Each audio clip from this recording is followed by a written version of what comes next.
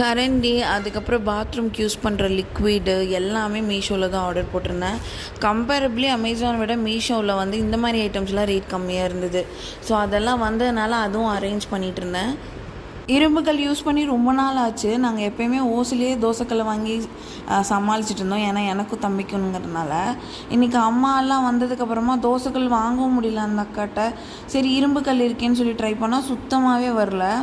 மறுபடியும் தோசைக்கல் வந்து ஆர்டர் போட்டிருக்கேன் சிக்கந்தர் ஸ்டோரில். வந்ததையுமே உங்களுக்கு ரிவ்யூ கண்டிப்பாக சொல்கிறேன்.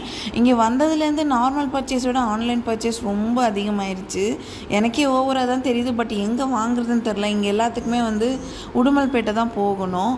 சரி பரவாயில்லன்னு சொல்லிவிட்டு செராமிக் கடாய் இருந்தது. அதுலேயே தோசை ஊற்றிட்டு தக்காளி கத்திரிக்காய் போட்டு பஜ்ஜி கடைஞ்சிருந்தேன். சைட் டிஷ் சூப்பராக இருந்தது.